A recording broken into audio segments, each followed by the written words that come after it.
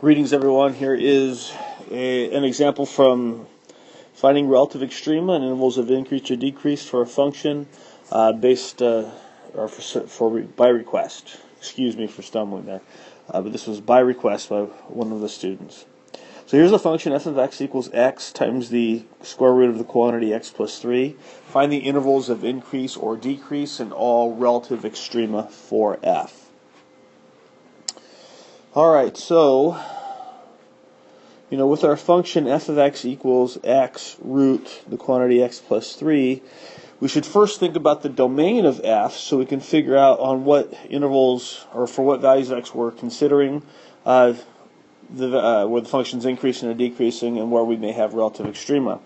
We should know that when we deal with square roots that we want the quantity under the square root symbol to be greater than or equal to 0. Otherwise, we'd be taking roots of negative numbers, and therefore we would get something that's not real. We'd get a complex number or imaginary number. And so we want x to be greater than or equal to negative 3 to make that true.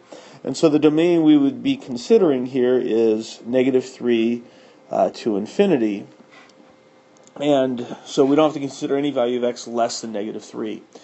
Now, since this is an open interval, or at least half open, we cannot do the technique, at least for finding relative extrema, or finding absolute extrema by taking a look at the endpoints and what happens at the critical values. Here we're only finding relative extrema, and we have to use our first derivative test for relative extrema or the second derivative test in order to find those relative extrema.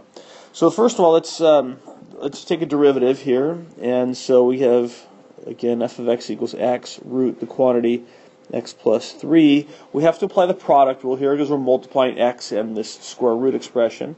And so when we take the derivative, we're going to get the derivative of x is 1, so just 1 times the second factor, and then plus the first factor, x, times the derivative of the second factor, which is all of this. Now, we would multiply it by the derivative of the inner, but the derivative of x plus 3 is just 1, so there's nothing more to do except what I just showed you. Alright, so now we need to figure out critical numbers, but let's do a little bit more algebra before we start getting into the critical number, defining the critical numbers. There's not much to do with this first expression yet. Now, with the second expression, I have x in the numerator, and since the 2 is in the bottom of the fraction, that's in the denominator, and since the x plus 3 is raised to a negative quantity, we'll have 2 root x plus 3. That negative quantity makes the square root expression now in the denominator.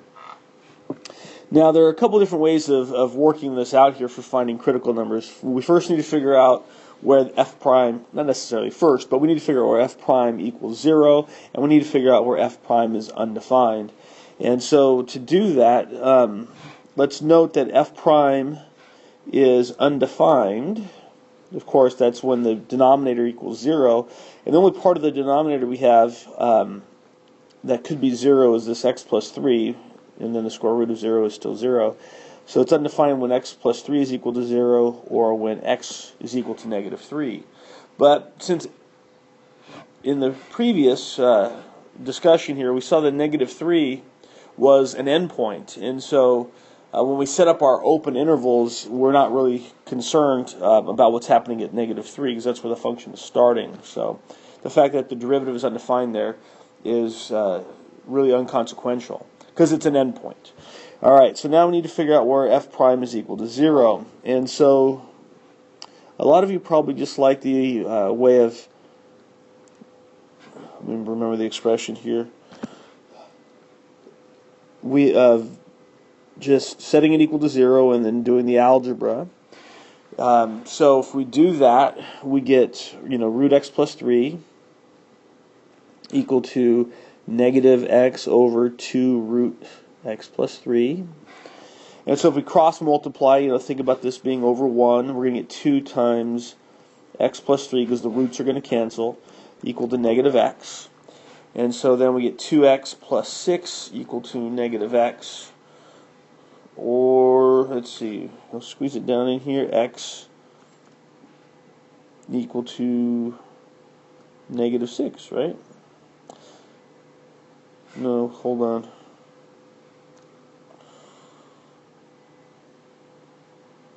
My brain just collapsed on me or something.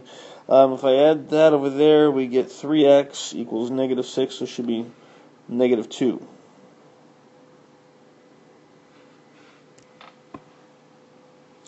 Alright, so that gives us only one critical value, and so we need to now break up our domain, negative 3 to negative 2, and then negative 2 to positive infinity.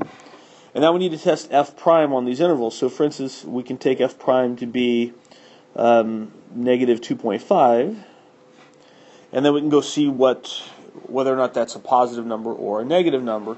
And then over here, maybe f prime of 0, since that works out to be fairly easy. Let's go back to f prime. If I plug in negative 2.5, then this expression right here is going to be positive because we're taking a square root. And I'm going to not say anything more about that just yet. And then this over here is going to be negative because the negative in the numerator. And so we've got to do a little bit more work to figure out whether or not this is going to be positive or negative, because we've got a negative and a positive being added together. So to do that more work, I'm going to factor a square root of x plus 3 out of each term. And if I do that, I get, let me go back and take a look at it. I get 1 plus x over 2 times x plus 3. And this is just f prime, and I'm just trying to do a little bit of algebra here to figure out what's going on. And again, if I plug in 2.5, let's see what happens here. This is still a positive number out here. And let's see if I can figure out what's going on in here. 1 plus 2.5 divided by, now if I got negative 2.5 plus 3, we got a negative 0.5, so we got a negative 1 in the denominator now. And so in the numerator, I got negative 2.5 divided by, I'm sorry, just making all kinds of mistakes this morning. We get a positive 1 in the denominator, and so a negative 2.5 in the numerator. So this is going to be 1 plus negative 2.5. And so this is going to be negative, and so all this is going to be less than 0, because 1 plus a negative 2.5 is negative, times the positive that we have out here is a negative. So this is going to be less than 0. Now if I go plug in 0 into this expression that I have here, then I got root 3 and then 1 plus 0, which is positive, so all this is greater than 0. So that means we know f is increasing on the interval from negative 3 to negative 2 because f prime is greater than 0, and f is decreasing on negative 2 to infinity because f prime is greater than, or is less than 0 on that interval. Now, as far as relative extrema are on this, or for this function, we know that the graph goes from increasing to decreasing. So from, just draw a little number line here. Here's negative 3, here's negative 2. The graph was going up, whatever it was doing, somehow. It's going up before negative 2 and then down after. Again, this is just to see the behavior of the graph. This isn't the actual graph itself. So f prime changing from positive to negative tells us that we have to have, by the first derivative test, relative maximum occurring at x equals negative 2. And since there are no other critical numbers, we don't have any relative minimum. So there is a relative max at x equals negative 2 because f prime changes